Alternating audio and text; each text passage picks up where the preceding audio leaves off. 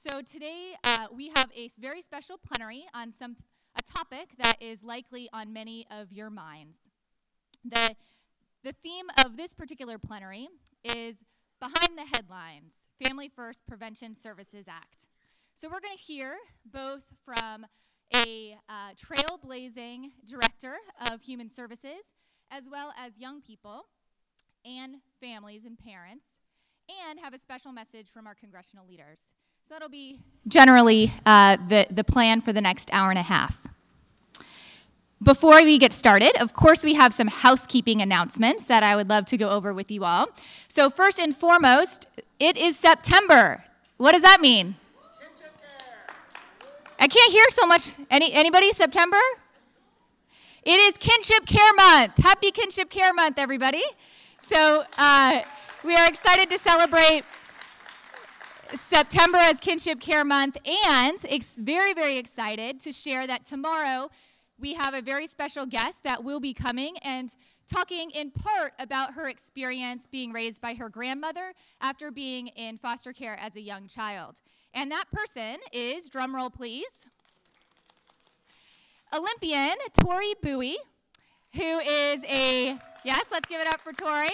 She is a gold medalist, silver medalist, as well as bronze medalist, actually the most decorated track Olympian this year at the Rio 2016 Olympics. So we are very, very excited to have her, as well as special guests from the White House, join us tomorrow at 11 a.m., same time, same place, right here tomorrow morning. And we also know that it is a holiday weekend, and some folks may be thinking about departing on Friday a little early, but we really encourage you to stick around to hear some reflections from one of our nation's champions, not only in athletics, but also through her experience, resilience, and overcoming in her own personal life. Second announcement is, if you have not yet done so already, we highly encourage you to download our conference mobile app. You can get lots of fun information, talk to one another through a messaging function, evaluate our sessions, all of that good stuff. So definitely go ahead and download the app. I think we have a slide for that, so we can go ahead and go to the next one for our AV team. There we go. And then third, as Commissioner Lopez shared yesterday, we highly encourage folks to be using our social media, our hashtag, which is, go into the next slide. There we go, at 20th NCAN.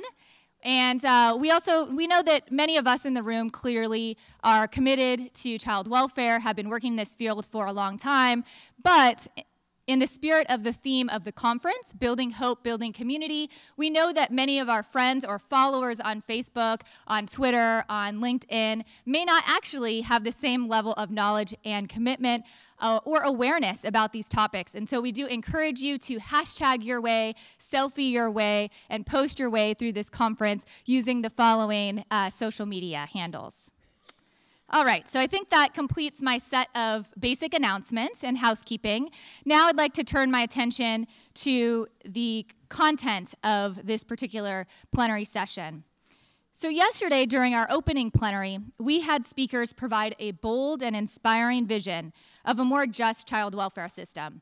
I know we had Judge Blake, Corey Best, Jennifer Rodriguez, who really challenged us to think about what could we do, both in our professional lives as well as our personal lives, to take bold actions to really transform the child welfare system as we know it. Today's session is focused on legislation currently pending in the United States Congress that can actually help us achieve the greater justice in child welfare that was talked about yesterday. The Family First Prevention Services Act has the potential to positively transform the way that services are delivered to our nation's most vulnerable children, youth, and families. While we understand that some folks in the room may have perhaps concerns or questions regarding the legislation, we think that this conference is the perfect opportunity to have that dialogue, that debate, and to share a little bit about what's really in the bill. Later, of course, we'll hear from youth and families about their thoughts, but this is really the conference where we should be tackling these issues and really coming together to say, all right, what do we want to do next? So I'll talk a little bit about the Family First Prevention Services Act. First, it is a bipartisan and bicameral agreement that, for the first time in our nation's history, provides uncapped federal funds through Title IV-E of the Social Security Act for a set of upfront prevention services for struggling families. These include mental health services, substance use treatment, and a variety of parenting in-home supports. As we all know, and we've been talking quite a bit about this throughout the conference, too many children are separated from their relatives unnecessarily, placed into foster care, and often experience homelessness, incarceration, and violence after they leave care. We also know that the federal government has primarily made funding available after the crisis for expensive out-of-home care for children, instead of investing those very services to strengthen families and keep them out of foster care in the first place. The Family First Prevention Services Act helps to reverse these trends and fix this imbalance by redirecting federal dollars to prevent child maltreatment and foster care in the first place. It is important to note that this bill offers ongoing support for prevention regardless of the income of the family, which I think is a really critical component of this bill that hasn't been talked about enough. Unlike our current federal funding for our out-of-home placements, which is only available for families who meet outdated eligibility requirements, this is available to every single family in need based on the bill's parameters. The legislation supports also family residential treatment for the kid, the siblings, the parent, to be together while they go through substance use treatment in a residential facility. And this is really exciting to see as well, because we all know that many of the treatment providers that we work with maybe in the room, or treatment providers that we work with in our communities, aren't necessarily looking at family-based models. It's more of an individual adult type of service. The bill also extends reunification supports to stabilize families after separation and the crisis. Similar to the president's budget proposal, the legislation incentivizes states to place foster children with families by limiting the federal reimbursement when children are inappropriately placed into non-family settings such as group homes or institutions. And further, the legislation extends the Chafee program to age 23 as opposed to 21, which is in current law, allowing older youth to transition into adulthood with the necessary supports such as education, housing, and employment.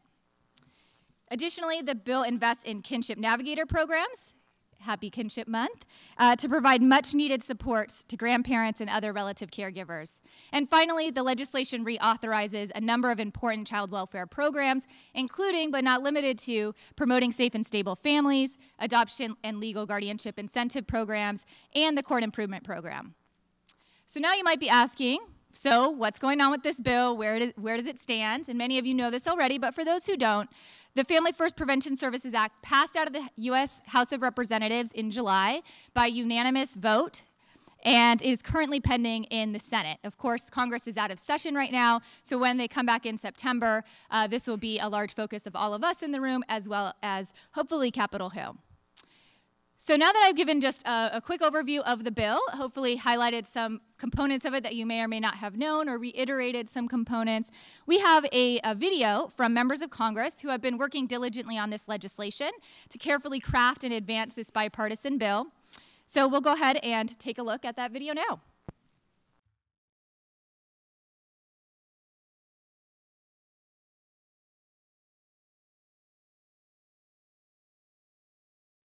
For too long, these families have been without the support they need to address mental health and substance abuse issues. For too long, when these families cannot get the help they need, the only recourse is to remove a child from the home and place the child with strangers or worse, in a group home. And for too long, inappropriate placements in group homes have led to negative outcomes for children and youth. When we hear from kids who've spent time in foster care, the thing they say most often is, you could have helped my mom, or you could have gone to bat for my dad. That's why the Family First Prevention Services Act offers parents the help they need to keep their kids safely at home or with relatives. It would fund priorities like substance abuse treatment, mental health services, and in-home parenting programs. The very services that have been shown to give families a real chance to stay together. This bipartisan legislation takes important steps to keep more children safely at home and out of foster care. Under current law, most federal funding for child welfare is directed toward reimbursing states after they place children into foster care. This is the least desirable outcome. Chairman Buchanan's bipartisan legislation turns this around by putting resources toward preventive services to keep children safely with their parents or relatives. More importantly, this bill will help ensure that more children grow up in a safe home surrounded by a stable family. If we can work with families to address the challenges they face so kids can stay with their parents or other family members, it is better for both parents and children.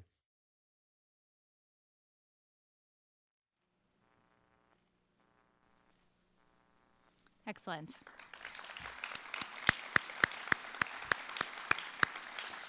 So now that we've heard from members of Congress and a message from Capitol Hill, we're going to go ahead and transition into the bulk of our plenary session, which is a conversation with youth and parents. I have the honor of introducing the moderator of this discussion. Molly Tierney is the director for the Baltimore City Department of Social Services, where she manages the city's child welfare and public assistance programs. Over the last 8 years, she championed a reform effort that dramatically improved the impact of social services to vulnerable citizens. She created a business model for the agency that is now considered a national model for modern social services.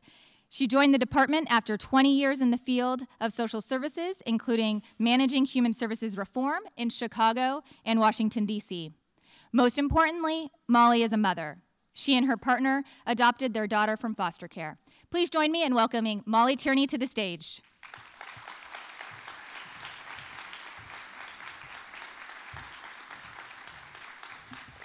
Thank you. It is a real pleasure to join you all here today.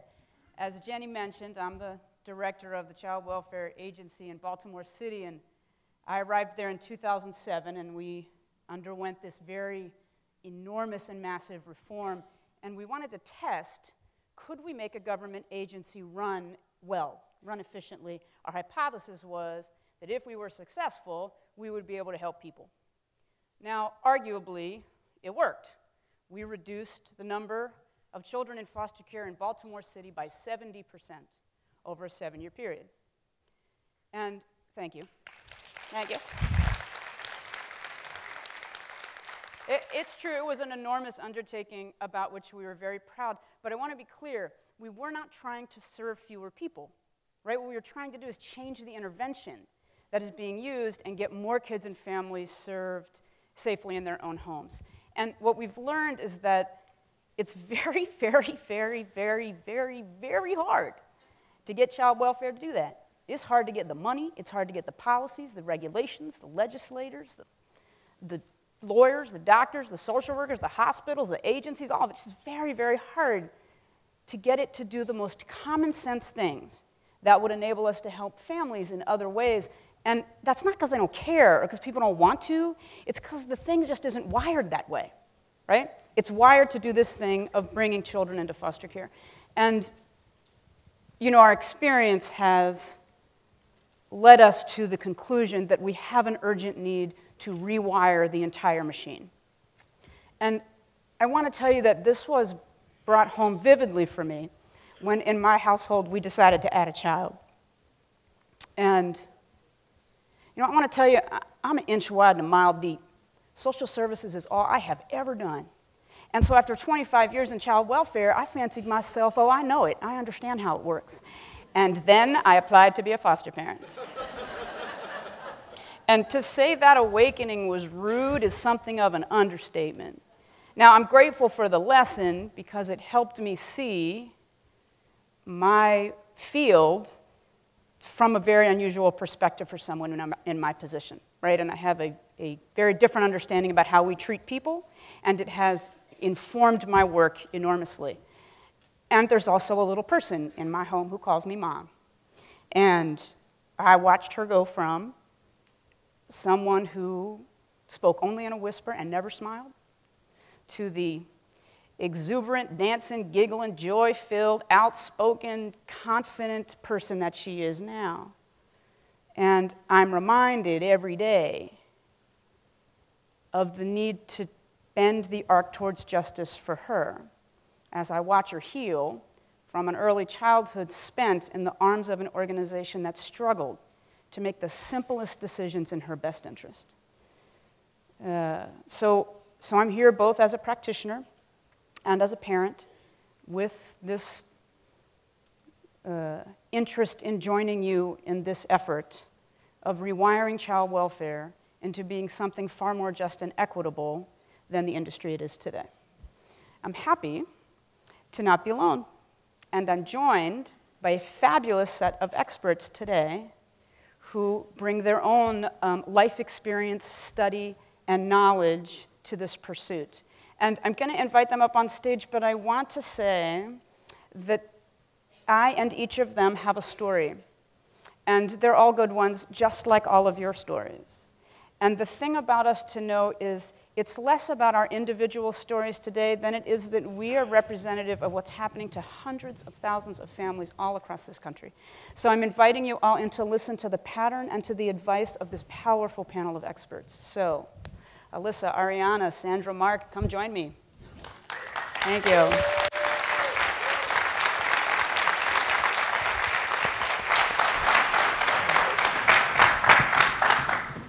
Welcome, welcome.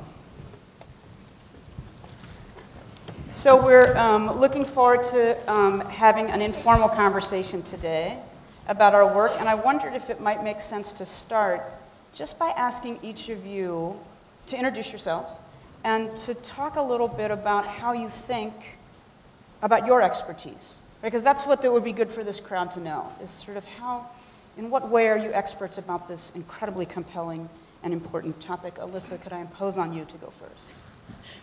Elise. Sorry, I'm so sorry. She's like one of my heroes, so. That's awful. Oh, yeah. So hi, my name is Elise Hegle. I am a mom from Seattle, Washington. I am a woman who has overcome significant adversity to be honored to sit in front of you today. I've navigated the homeless systems, juvenile justice, criminal justice, trauma, substance abuse, and by the time I found myself involved in the child welfare system, I thought that giving birth to my daughter was going to be the saving grace, the reason that I would be able to ever experience a different way of life and provide the best possible life for my daughter. I didn't know how that was going to work, and unfortunately, when I gave birth to my daughter, I held her for about 30 seconds, and then she was automatically placed into foster care, while simultaneously, the foster parents were told, Mom's never going to change, this is your baby. And so there was really this notion from the very beginning that, you know, is Mom ever going to be able to do this? We were not sure about her ability to change. So to be able to make it to where, to sit here today and have successfully reunited with my amazing daughter, I really want to be the voice that people can change, families can reunite, and if we can wrap around our families and love and support and really recognize there's a lot of deep woundedness, I get it. I was a woman that if you looked at, you'd probably run. It was not a pretty picture. But deep down, I was a woman that was desperate to know that I was worthy of love, and today I can feel that, so I hope our families and the work that we do, we can all come from that place and really wrap around our families in love. That is beautiful. Thank you so much. Thank you so much. And Elise was worried I was going to butcher her last name. So, apologies. Yes, we got off to a great start. Ariana, join us. Hi. My name is Ariana Guerra. I'm a former foster youth from Minnesota, where I spent 4 years in care. Let's see, they asked me to keep it brief, so I will do just that until we get started. I entered foster care right before my 17th birthday, so a lot later on. Very radical change in my life.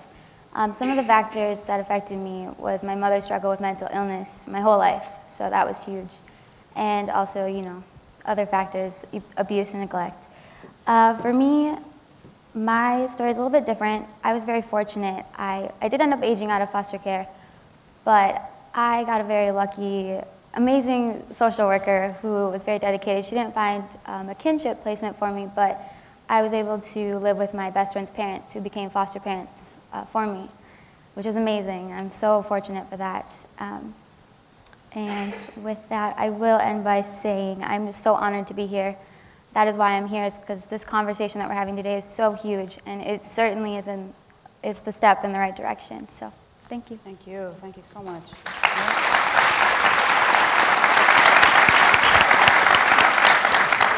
And my friend Sandra. So good morning, everyone, and thank you for allowing me to be here in your presence.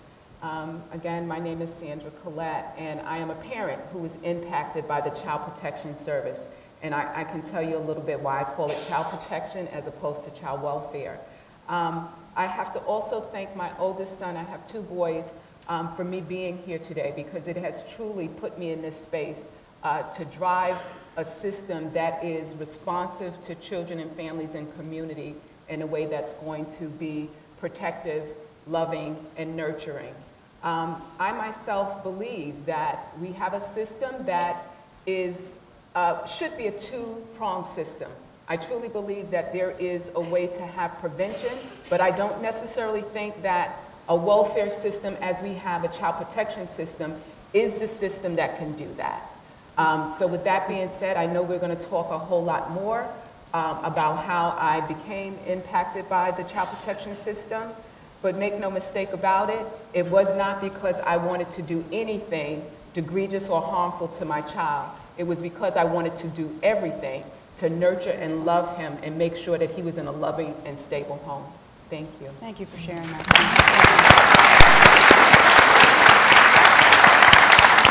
And our resident gentleman, Mark. Yes. Hi, my name is Mark Casas, and I'm from Orange County, California. And I've been in care, well, been in foster care for about 5 years. And I got into foster care because my mom was diagnosed with schizophrenia, and she was also in an abusive relationship. And when she was going through one of her episodes, I went out to the school to seek help. And when I did go seek help, that same day, I did not know we would be placed into a group home with me and my 7 brothers and sisters. And that's when we were separated, and then my life has changed ever since. And I just think it was important if they would have just understood her illness and worked with our family together, we would have still been connected to each other. Thank you, Mark. That's powerful. Powerful message. So before we all joined up here on stage, Jenny was quite articulate about the opportunity in federal legislation that's really thinking, to Sandra's point, differently about how we could serve families, moving from, sort of waiting until the only thing to do is something that's a catastrophe, to what if we really were doing something on the prevention end?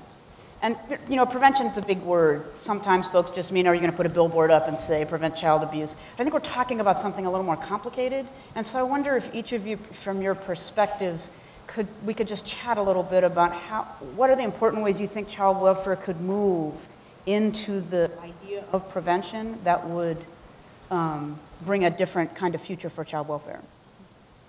So I will start because I want to lean off of Mark, right?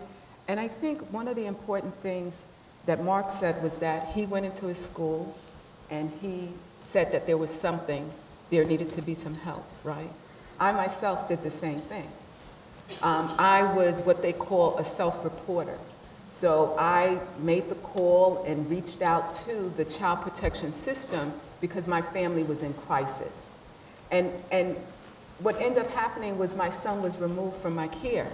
So as Mark stated, the disconnection that happens, removal from the home, the sibling relationship. I had 2 sons. I still have 2 sons, excuse me, but 2 sons. And then what happens is that the child that is left home, which he should have been home, and the first one, my oldest one, should have remained home as well, became withdrawn. So it had a direct impact on what would happen for the family. And mind you, the services that I could have received, should have received, which would have been in-home services, I did not receive. Once the son was removed, I did not receive the services for my younger son, which was impacted by the removal. So I think, when I look at what we're trying to move towards, and need to move towards with a sense of urgency, and we are in a fine, opportune time to do that, to really, really impact the way that we work with children and families so that we don't have an experience like Mark's or mine's or Ariana's or Elise. We need to be making those decisions and be bold and courageous. How do you think about that, Mark? I think you got it spot on.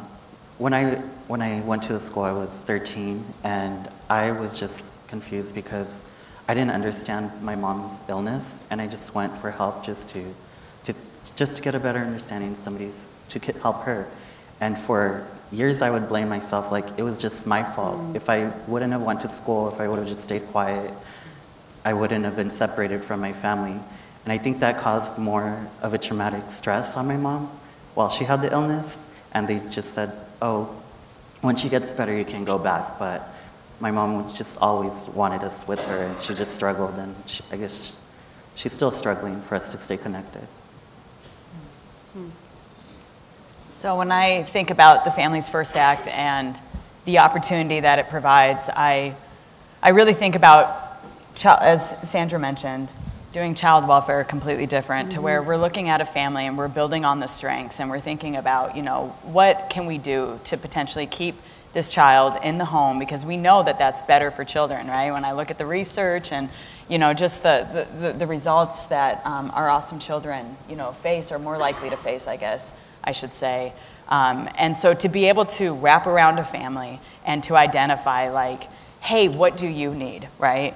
It is so challenging to be in the room and the facial expressions and the stigma. I mean, I've had the opportunity and privilege to coordinate the birth-parent voice and policy and systems reform work for years at my agency. And so I hear from families all across the state, like if somebody were to come in and say, hey, what is it that you need that could really help you overcome X, Y, and Z to keep this family whole and a healthy, thriving unit. Like that in and of itself would be phenomenal for someone to, you know, the body language and, you know, to not have it be so, sometimes it's just a very adversarial system. I think we all know that. It's when you're in the courtroom, everybody's proving their sides. And instead to think about what can we do to prevent this child from going in out-of-home care. That would be phenomenal. Yes, I would like to get even more, you know, upstream, and really thinking about a holistic approach with our schools and with the hospitals and being able to help keep these families from entering that in the first place. But just minor changes in, I guess that's not minor. It's not a minor change. That's pretty huge. To Sandra's point, it's not a time for minor things. Yeah, right? Like, and it is urgent. I mean, when I look at my daughter every single day and I see how she is just thriving, like she is thriving, and she's full of love and she's full of light, and to be able to keep that at the heart of the work that we do, and to realize that, I mean, I hear from you and I hear from a lot of youth, I always missed my parent. I always wanted to be in the presence of my parent, right? And so to put an individual with strangers and thinking this is going to be the best outcome for this child, I think we have to do something different. And that is urgent. Yes, it is. It's curious. I wonder, like, why is it so hard, do you think? Why is it so hard for child welfare as an industry to honor the self-report as not the criminal walking in the door, but rather someone who's just saying, I need some help, right? Or to notice, well, we could do some things that would be helpful. Yeah. Right. I mean, I've learned it's a crisis-driven, safety-driven environment, and I get it. I mean, we have funding, we have this urgent phone call, and oh my, like we have to protect this child, and so it's been a very crisis-driven approach. And I think that the more research we have, the more we know about brain science, it's the notion of how do we go from crisis-driven and penalizing, to say the least, to therapeutic, because we know that this is better for families. Right. Is well, how I would have to say families go through crisis. It's how we respond to crisis, right? So when we talk to families, we're talking about how you're responding to crisis. I bring into this space hundreds of families and parents that I've worked with in the community, and you, mind you. And I say, it's how we respond. I think taking away the point of families are abnormal. Families are not abnormal. Families who are living in poverty are not abnormal. They want the very same things that any other family wants, right? And so why and how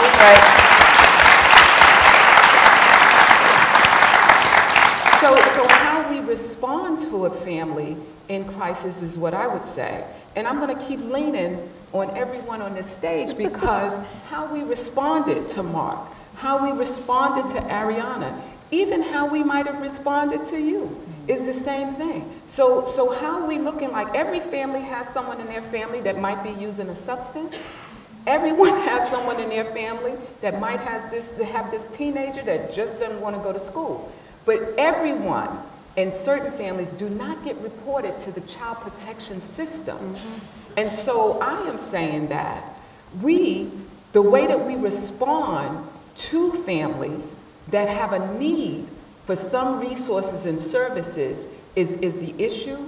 And not only that, I would say to you, by the time they hit the door of child protection or child welfare, by the time we get a report from someone else, by the time that happens, for me, it's too late. It's too late. It's too late. And so when I say to you, absolutely, my son was 12 years old, he was disobedient and aggressive, I knew that there was something. And so I sought some support, some help, but it got turned back on me. And so I'm saying families need to know that we have a system that they can go to. I think it's a lot of things that will dictate what prevention looks like. And it might be a system that's really open, that's helping. And again, I'm going to say, I'm not trying to drive anyone into two separate systems, but think about it. It's hard when you're just trying to keep a child safe to then want to do prevention. I believe strongly that if we are hitting the door before any family needs the system, that gives us the room for those families, and there are some, and we know that there are some, that gives us the room to do the work, the hard work, to get down with those families that really need those supports. Because it is work on both ends, make no doubt about it, but we have a little more wiggle room with those who are sitting in the space of potential neglect and maltreatment than we do on the further end. So true. And I want to piggyback on that because, on the other hand, I mean, my mother, she didn't reach out. It was totally reported from a friend, a parent's friend. But I always wonder, and I imagine that my mom, I'm the youngest of 7, sorry, and she was a single mother doing the best that she could, struggling with mental illness. And I just imagine, did she think about reaching out for those services? And if she had, would it have been the same result? And would it have happened earlier when I was younger? And that would have been even more traumatizing, because at 17, I was pretty grown up, I was already pretty resilient, doing my own thing, but at least then we could have restored our family. And I think that's important to note too, is it's been 6 years, I still have no relationship with my mother or half of my siblings. And that just drives me nuts, and I think that's terrible that we let it come to that point. And like you were saying, it's adversarial. After this all started, it was like me versus my mom. And then suddenly it was all about me, which, it was nice at the time, but it didn't help my family, and it didn't help my mother, and she didn't receive those, that help and that assistance.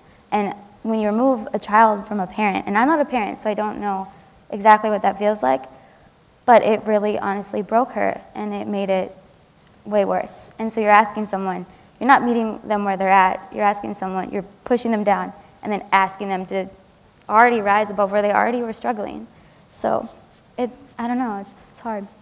It's so interesting, and one theme that is running through our stories is the notion that services, for instance, that a child or a family needed became available when someone came into foster care. And we couldn't, even in the context of a parent saying, boy, I could really use that at home. Now, you can't get the Cadillac till the kid's in foster care. And I wonder if we could just tinker with that a little bit. That would be an enormous reframe, is all of those things actually being available when a kid is at home, and then, God forbid, following a kid from foster care back to their home in the event that that was their path. I wonder if you guys could talk about that from your experience and maybe the impact that might have. Yeah.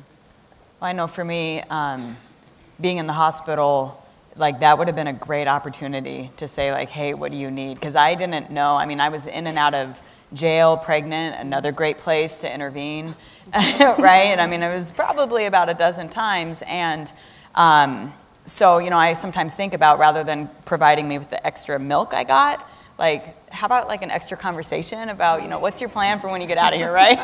Like one little minor change would have been phenomenal. And so, you know, at the actual hospital setting, what do you need? I mean, I would have been a great candidate. What I love about the Families First Act is, you know, your child remaining with you in treatment. How phenomenal. I ended up going to treatment, but I didn't see my daughter for 11 months of her life. And to this day, I mean, if I see a baby, I have this kind of trauma piece to me. Yep. And then we know what's happening in their little brains, right? And that they actually can do so much better if we can help buffer those relationships and keep those connections with their families. So to be able to say like, hey, what is it you need? I mean, that in and of itself would be phenomenal. So like the treatment piece of it, and with the trauma approach, and then a big plug-in for in-home parenting support, that individualized one-on-one Children's Home Society. You know, really there's so much that we know that it's really working for families. Like you have somebody coming in a therapeutic, strengths-based manner, not shaming, not blaming, and really helping to build on the strengths of this family unit, because every family looks different. And, you know, so I think that that's an amazing opportunity with the Families First Act. Mm-hmm. Tremendous. Yes,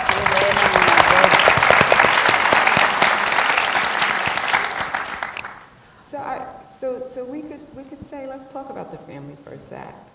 I think there are some enormously good points in the Family First Act. And I think that, again, if we want to do something, if we're talking about the urgency of it, let's not make it imminent risk. I mean, that's one of the things in the Family First Act. It says that families would become eligible if there is imminent risk. Well, what is imminent risk? I didn't consider having a son who was disobedient as imminent risk. And prevention is option. You see, I don't think you can do what you say you want to do if prevention is optional. I don't think you can do what you say you want to do if it's imminent risk. Imminent risk is too late. It's really too late. And I feel that with all my heart, that it's really, really too late. If we're talking about trying not to have to do long-term service where we have maybe five siblings, 6 siblings, to try to reconnect them. Again, I tell you, when I'm in this space, I'm looking at those connections, that ripple effect. And that ripple effect is too much for me to say we got to wait for imminent risk, and too much for me to say that we have to make prevention an option. So there's a lot of areas that we could look at, and that's all areas in the intersectionality of child protection, child welfare systems, juvenile justice and criminal justice systems, and how that all plays out. Because when we look at it, those are still the very same families that are driving these systems. And so by the time we say imminent risk, it's too late. Yep.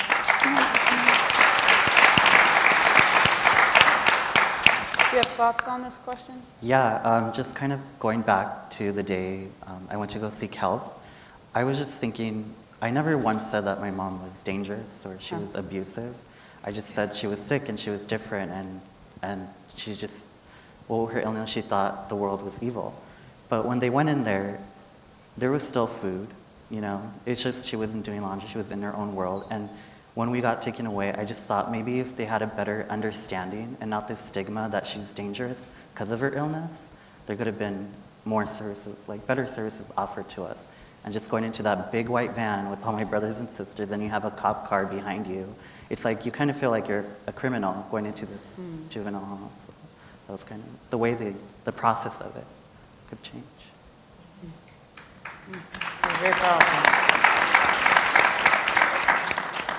And I wonder, Elise, if I could impose on you, you know, one of the things that's been so important in the thread of your work is the parent's voice as a resource to this entire enterprise, and that seems to elude child welfare in some painful ways. And so I wonder if you could talk both from your own experience and your professional experience about how you're seeing that moving, what's working, and how that plays such an important role in the future of our field. Yeah, well, that's definitely one of my favorite topics. I often think that if there was someone in my case that, and mind you, I did have a couple really phenomenal people, but someone who had been in my shoes to say that, you know, you can do this, like if I can do it, you can do it too, because I often felt so hopeless. So that's why when the day after my case was dismissed, I started mentoring other families. And I remember just walking in and this mom, and she was just so sad and hopeless. And to be able to have a conversation with her, to be like, I know that this feels like it's the hardest thing we're ever going to go through, but what a great opportunity too. You know, let's like learn how to use our voice and make sure you get the services that you really need. And you know, you're starting to see families just body language change, and they're starting to get taller. And so to identify that at the direct service level, like parent mentoring programs, and we have the Parents to Parents program in Washington State, amazing research, and oh, I was pointing to, I see some awesome parent mentors in front of me, and then you take it one step further, so you have that individual approach, but then one step further to ensure that the parent voice and the youth voice is heard in both the implementation, policy, practice. Like, we will help you think through some potential unintended consequences, right? As opposed to individuals that have been working in the field. And if you just ask the birth parent, hey, would this work for you? We might say, actually that doesn't, and we'll help save a whole lot of money from putting a bunch of things in. So we've been having, families helping pass system reform changes at the legislative level, and really passionate about ensuring they're at the advisory committees or at the table, because these are our children that we're talking about, right? And we're the experts in our family, and to ensure that, people of color and, fathers, and just really, I can't emphasize enough how important, because these decisions impact us, our whole trajectory, your trajectory, right? That's so interesting, because it certainly, suggests things child welfare can do, like advisory boards, bringing them on staff. I don't know, like there would be all kinds of ways that parents could be better informing our work, and we could see them as a resource. And I'm also, touched when I hear you talk about if it could have been another way in your personal experience, and imagining if the future you're designing had happened to either Ariana's or Mark's moms, how that would have been so different for you. And, to your point, we'd be remiss if we didn't really talk about youth, because the child welfare of old was babies, and the child welfare of now is youth. And you both have some powerful experiences. And, Ariana, you have been quite eloquent. She refers to her social network as fierce, and how hard she worked to develop it. And that's such, as a practitioner, this is a nut we cannot figure out how to crack. How are we going to help young people build social capital? And I wonder if I could bother you to talk a little bit about how you went about it, what made a difference to you, and what you think the field could do that would really help young people we're caring for. Yeah, absolutely. That has been my saving grace, is my network. I think, to start, I had an amazing social worker who was so dedicated to me. I'm so blessed to have her in my life. She's still a part of my life. And then fitting me with my foster parents, who are my forever family. Like, I get a birthday card every year. They're always following up with me, which is something I never really had growing up. So that was a change. That was hard to learn how to accept, honestly. That was crazy. But also then, I knew I wanted to go to college. Didn't know how I was going to go to college. But the ETV, we call it ETV in Minnesota, but the Chafee funds.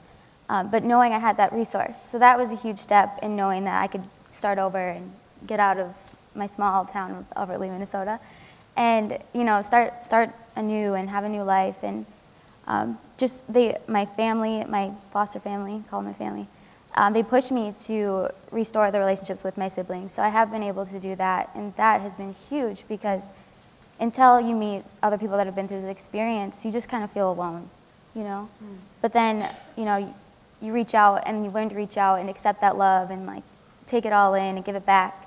And that was huge. And going to college and finding community and realizing that that is what I need. And then when you talk about the parent mentorship programs, in Minnesota, I just started getting involved, but we have various youth leadership councils, organizations that really are all about the foster youth voice, and I think that's huge. But I can't say that we have many for parents. And that kills me, you know, because I'm hearing about it when I travel and I learn, I'm like, if my mom had a mentor, like if she had someone, not a social worker coming into our house and telling us what's wrong and how you need to be better, but someone who has felt that and experienced that, and like you guys like come up from that, I can't even imagine where she'd be right now and how that would have affected us, you know? So that's huge. And then also I got an amazing internship with Foster Club, and that's why I'm here. And before that, I'd never met any youth in foster care, ever. So that was when I was, I think 22, it's about a year ago. And that was the most overwhelming and amazing experience. The therapy I never got, which we can talk about that later, but it was the therapy I always needed. And for that, I think that's so important that we're constantly pushing them to reach out and listening and, you know, understanding their trauma. And I went to this workshop yesterday. Sorry, I'm talking a long time. You're doing great. It was about like psychotropic medication, and the presenter made a great point, just telling that, you know, child or, you know, that parent, like, there's nothing, it's not you, something happened to you, you know, like there is that trauma and we need to understand that better and we need to ask those questions. So, Lovely. yeah. And Mark, I'm curious, you've had experiences living in lots of different kinds of settings in child welfare, and you know, group homes are getting a really bad rap nowadays, Yes. right? And I concede that if I sat down with any of the young people who are committed to them and asked them, what should I do about group homes, they all say to a person, burn them, right? But I wonder if we could sort of ask you to help us take the helicopter view of the kinds of experiences that might make a difference for young people and what kinds of settings could be helpful for them based on your experience? Yeah, going into the group home setting, when I thought I would go in there, I thought I would be like getting freedom and space and understanding, but it's not like that. The home that I went into, it was right across from the mall and next to a juvenile hall.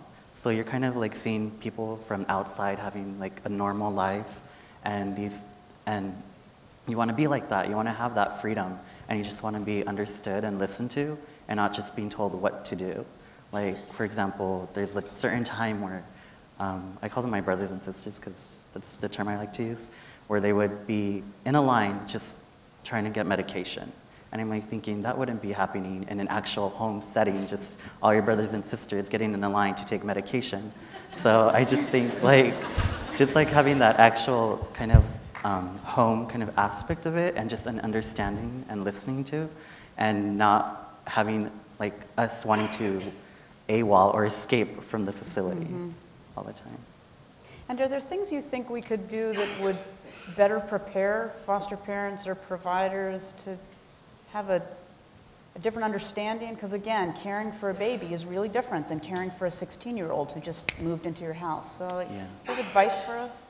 I just think, just sit down, listen, don't put any judgment, just be open-minded, and just absorb everything they have to tell you. And actually put yourself in their shoes. And just think, what if you grew up just, everybody just deciding what life you're gonna have? And just like that, having an understanding. And not pity as well. Yeah, that's well said. Probably true not just for young people, but for parents and all families that are involved with the system, I suspect. That's what I was thinking Yeah, too. right? Yeah. So let's talk sort of generally about, you know, our wildest thinking about child welfare. If you really thought about the things, the changes that need to get made, the most radical proposals that you could make for here's what child welfare needs to do. If it's going to be the kind of place that when a parent comes for help, they actually get help, right? That it happens early enough that you avoid the fate of having to get a kid in foster care, or if you have to have that fate, that you reunite a family very quickly with all the support that they will need. What would you say is in your heart, the most important thing that we do? I would say having two doors, actually. I would say having two doors. I would also say investing in community. And when I say investing in community, relying on community to have the response to so many of these issues that are community issues. One might say, well, what would that look like, right? I think it would look like community-based organizations responding to those social issues that normally happen in families, and not having such a large bureaucracy that would have to respond to those families, I think would really be ideal. I think also, as a whole, if we begin to look at, what the protective factor frameworks are. I can tell you that Ariana just said her supports were fierce, right? And so Elise had some supports as well. I can tell you that before my son was removed, my supports were fierce. I didn't call them that, but they were fierce. We were very stable. We had community connection. We had church connection. And so if we start to build upon that, as opposed to when we enter into, even in the community, right? Building on those protective factors and helping families to build those protective factors up. I think then we'll be moving from a child protection system to a child welfare system centered on prevention, not as an option, but as a necessity for families. Trying to share the floor. Such a big question. I think for me, I get it. There are circumstances in which, we have to intervene, really troubling circumstances, right? And then when I start thinking about how approximately 80% of our cases are neglect and poverty and substance abuse and the different things that, follow that,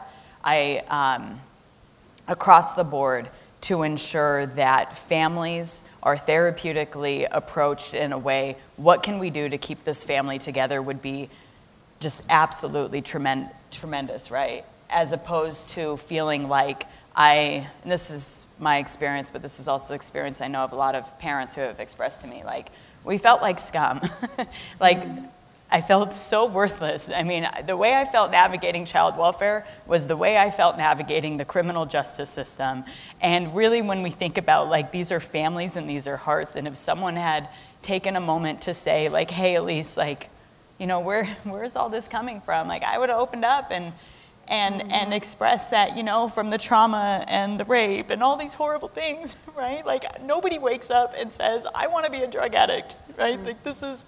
And most of the individuals that I know who have struggled with it, we're masking. We feel worthless. There's horrible things that have happened. And it's not an excuse for our behavior, and it's not an excuse for that, but it's a coping mechanism that got built. So if we can approach families in a different way, because I was desperate for it, and I know a lot of other parents were, if we can approach them in a different way and say, hey, whoa, let's stop. And what does this family need to heal, to be whole, to be wrapped around and loved? Like, that's where I feel like we should put our dollars and our investment in, as opposed to trying to help mitigate the heartbreak that happens when we remove children and put them into foster care or group homes or whatever the case. And I will say that, there was heartbreak on my daughter's foster parents too. Like, they thought that this was her baby. And we can stop that, right? Like, we can stop that.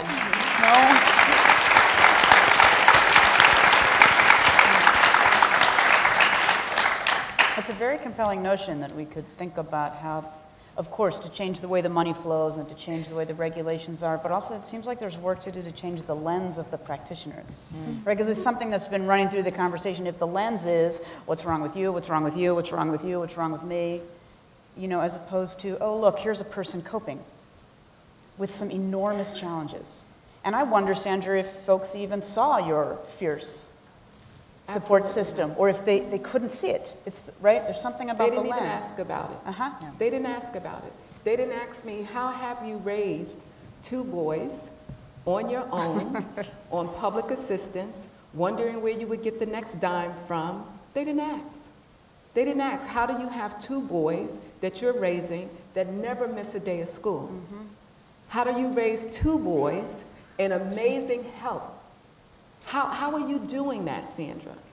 How do you, Sandra, stay sane? Right? Right? Yeah. Let's get down to it, right? Let's talk about what that looks like. Let's talk about a family that lives in poverty. Let's talk about how they walk out into their world, not your world, what you think it should be looking like. But let's talk about that. How do you stay sane? How is it that you did not come in contact with the system before your son was 12 years of age? How is that possible?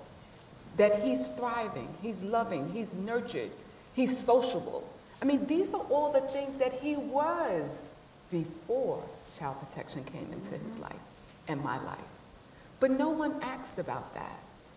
That was not a question that anyone asked me. And have you all found, either in your personal or your professional experiences, that there are sort of windows in which that information can get introduced, or, you know, places that parents and young people can be where that voice can get heard? And where are those? I would say to you that there are places, but I can tell you where the places are, I'll tell you that. But it is not accepting of those voices, right? So every single space, when you talk about even a congregate care, right?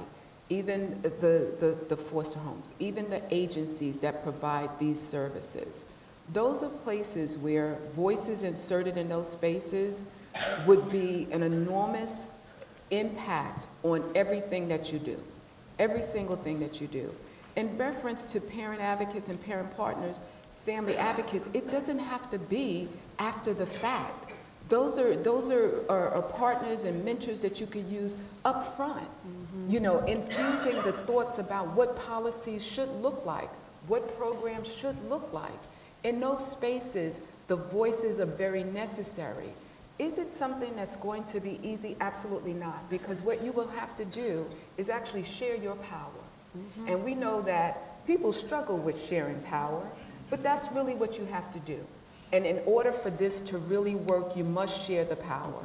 And you must know that everyone has something to bring to the table, every single one of us. So if we all know that, believe that, if we all believe that every family has some strength, some stability, then we know that this thing can work.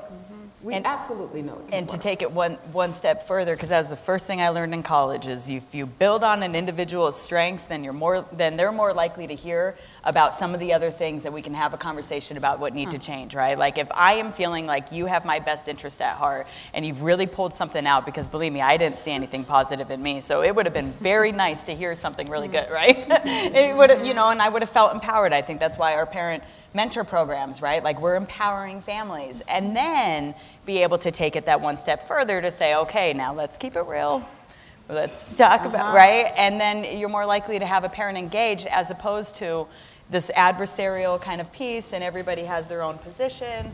And, you know, let's break down those walls, because it's not about that. It's not about the power. It's about the children. It's about our beautiful babies and about our families that need healing, because it is not fun to be on that trajectory. So, you know, and the intergenerational piece. Many of our families, I mean, it's interesting how we're getting penalized for things that we have never maybe learned within our own context, right? Like a lot of our parents had never had that, you know, nurturing, modeling, or I mean, whatever the case, right? Or had been involved in their parents in foster care. And so it's like, when is it enough? When can we stop the revolving door and say, wait, halt, this isn't working, and help put these families on another path? Like, this is a start, though. This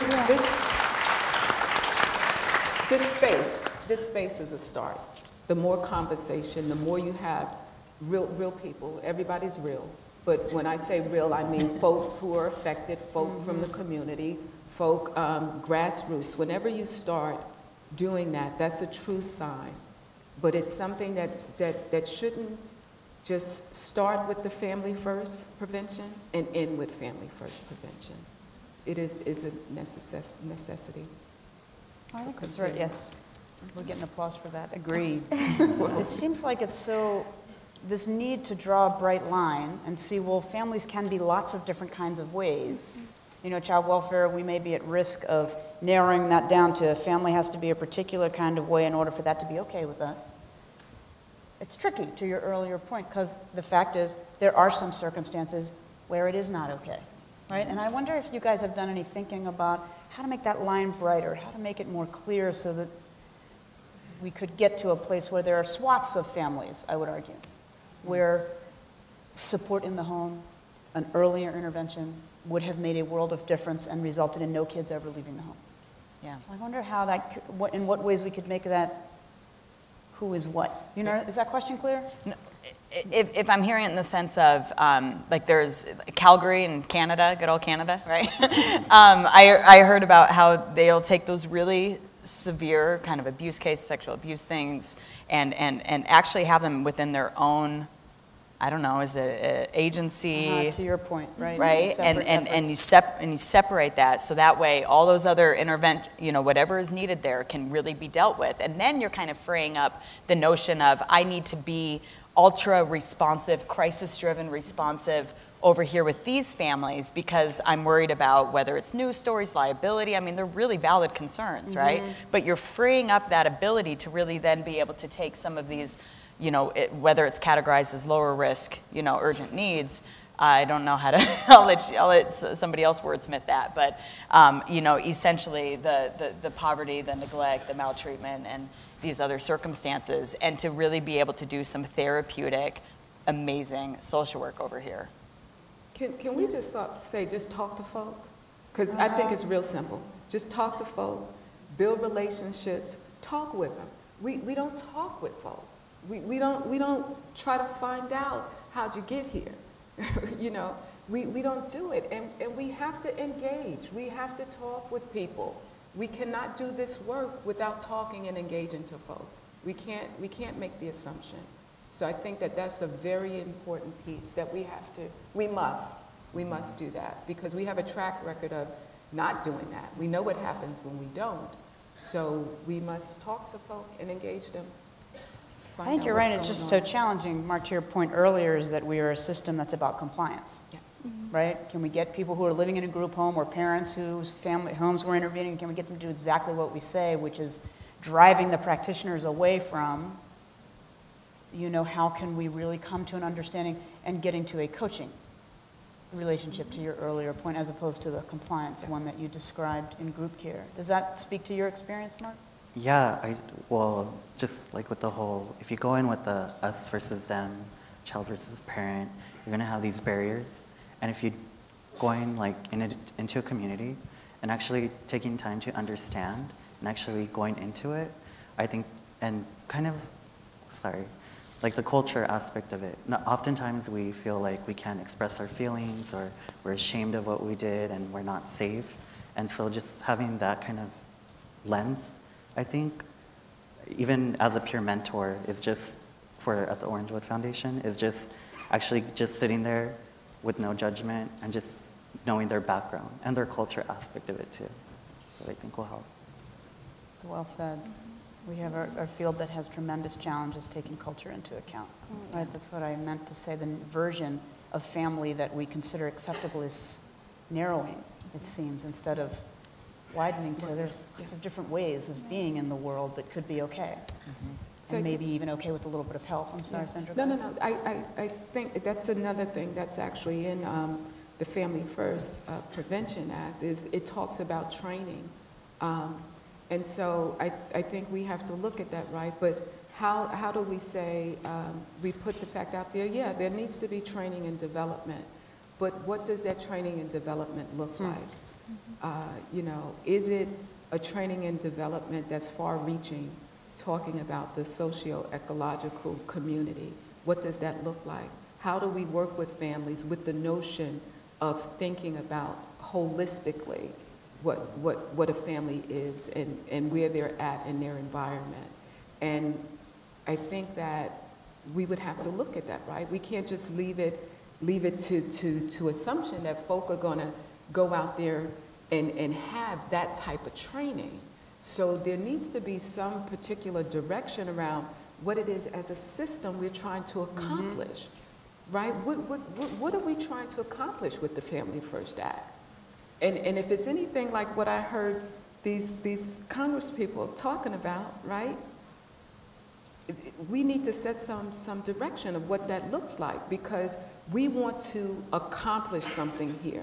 We have a huge opportunity to do something grand let's not miss it. Let's not miss it. Let's not start doing something and waiting 50 years down the line. Because I can tell you that for me, I didn't only think about my instance, the time that I was impacted, right?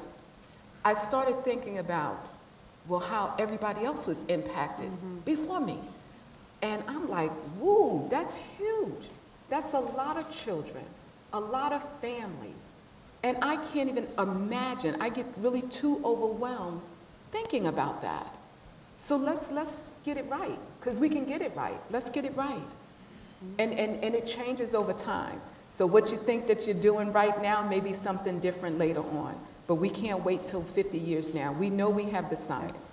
We know we have the research behind what it looks like when a family is thriving in a community, in a household that's happy, good, and vibrant, and their basic necessities are being met. I'm not talking about anything extravagant. I'm talking about their basic necessities. What it looks like for a family that lives in a community that has trees, has a park, and one that doesn't. We know absolutely what that is. And that's why I say, as we look at the family holistically in a prevention, intervention mode, then we need to be taking into account where those families are and how community-based services and how money through a community-based finance type of system would help to build up communities. And we have communities of hope.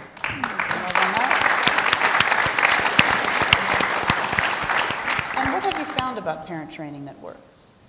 You know, the sort of in-home model that you have. Can you describe that a little bit more? Well, I think it's kind of a big question because my mind automatically goes to just a lot of really phenomenal training. But I think it's the notion of having the knowledge and understanding of a holistic approach with, you know, the cultural piece. Oh, so important, right? The poverty dynamic, really building on a person's individual strengths, the notion of a client-driven approach, like what do families need, as opposed to saying like this is what we think you need, but really hearing from the family. Because I mean, for me, ensuring that there's continuity of childcare so I can go to college, I mean, that's such a critical piece when I think about like the reunification services and trying to ensure that our children do not re-enter care, right? That last little time frame, what a great opportunity to really plan for your future. And I see that often being this missing piece of the system that, you know, so often, yes, great, we get the child home, but then, you know, that our attention's going to these other children. And I think that when we have training and we have the notion of how do we build on those protective factors, how do we build on the strengths and really hear what is it, if you could, I tell my parents, if you could accomplish anything in this world, what would it be? Right. And the things that you hear are so inspiring. And then it's like, yes, let's map it out. We have Bridge to Successes, mobility mentoring. Right. We have all these amazing coaching models and, you know, helping families with the executive functioning piece and time management. A lot of these things, I think many individuals we take for granted, right? Like, how can an individual not adequately plan their day? Well, actually, you know, if they had experienced toxic stress and different, you know, there's stuff in their brain and they hadn't necessarily maybe developed those executive functioning skills. So helping to build that and be able to come from that lens as opposed to shaming and blaming and I can't believe this parent. And instead, you take the counter effect and you're trained adequately in the sense that to where you're helping to build this family and build, you know, their worth. So I only recently have just now been able to look in the mirror and actually say, like, I love who I am, right? And it's taken many individuals, a lot of love, and that's what we're hoping to really have it be uniform across the board for families. What does this family need to keep this beautiful baby in the home? You know, substance abuse, mental health, in-home parenting, there's some great starts, trauma, you know, focused approach. And I appreciate so much your approach to parents of, well, what is the thing you want to accomplish? What's the thing you want to do? And so I wonder if we could, we have a few minutes left, if we could offer our community gathered here the gift of our expertise on helping them to imagine a very different child welfare by naming, let's say, how it would be when we've accomplished everything that we have in our hearts and minds. So for instance, I might say child welfare is an industry that does not take other people's children and doesn't leave any child unsafe at home.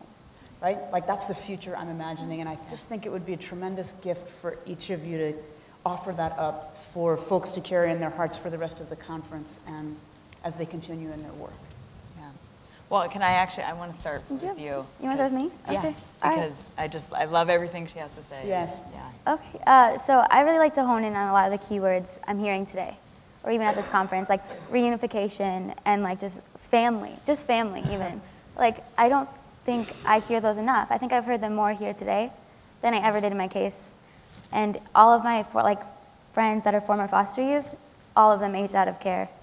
None of them were reunified. I don't think that was ever really a reality for them either. And I think that's terrible. I mean, why was that not the biggest thing, and why was that the #1 thing? Because that's what it's all about. I don't think anyone could have helped me get through it more than my actual family. You know what I mean? It's beautiful. So, I don't know. I just try to hone in on that, and referring to the video, I'm glad you did too, because I forgot. Like those are the key points that we're bringing up here today. You know, that family, those family values, that community. That's what got me here, and that just reunification. I don't hear it enough, and I really wish I did. So when I think of the future, I think of support all around, and not that adversarial me against my parents, because that's all I hear when I meet with other youth. They're in congregate care, they're in group homes, and they just. They feel guilty. They're more worried about their parents. You know, they're more worried about everyone else but themselves. So. Thank you for that. Mark, what do you think? What I see the child welfare system in the future look like? Yeah, I hope to look imagine the perfect future that you would imagine for child welfare. What would it be? I don't know. I'm going to go Gandhi and everything, but I see it like I see it as like uplifting families, no matter what the struggles you're going through, not belittling anybody, actually getting everybody's voice, the youth's voice, parents' voice, grandma's voice, uncle's voice, even community partners' voice, and giving families that are struggling opportunities to get ahead, just opportunities to grow with mentors and coaches, and just, yeah, that's what That's I lovely. see. Yeah. Thank you very much. And Sandra, what are your thoughts? So I'll piggyback right off of Mark and say, I envision a system where families are not afraid to ask for help. Families are not afraid to come to an agency and request what it is that they need. And they will know that that particular institution is going to uplift them. They will know that that institution can offer them a family mentor to help them through the process. So, I mean, that's really what I look for. I look for that other door. Beautiful. I look for that other door. Beautiful. Elise, you get the last word. It's very hard after all that. I think if I were to envision child welfare system, it would be as far removed from a penalizing system as we can possibly get. One that is completely on the other side, right? One to where when our families come in the door, despite whatever circumstance, whether it's on this end or this end, that they know and that they feel that people believe in them, because at the end of the day, we are all human. We all have made mistakes, we all have strengths, we all have something, right? But that these families are treated and approached in a manner that is so full of love, so full of compassion, so full of dignity, that I can find my own self-worth, that when I'm sitting at the table as decisions are being made, it's not at me, it's not to me, but it's with me. It's in partnership with me to elevate the voice of my daughter, to elevate, well, she couldn't speak at the time, but if you were to ask her today, like, she will tell you, and that we're really ensuring that when our families walk out of the door, like, we are so much better than when we came in, and we are so empowered to the point to where we can put a lot more of those dollars and free it up and put it way on the front end of prevention, that it's brain science informed, research informed. Beautiful.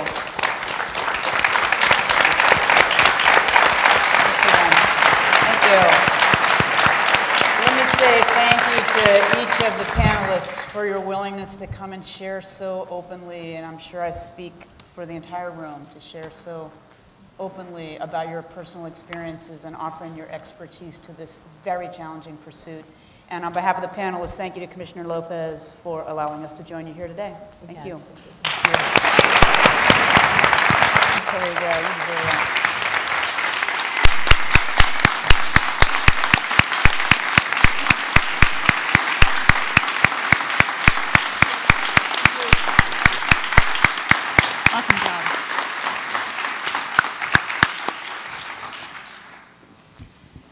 Well, I'm inspired, and I know that many of us are in the room.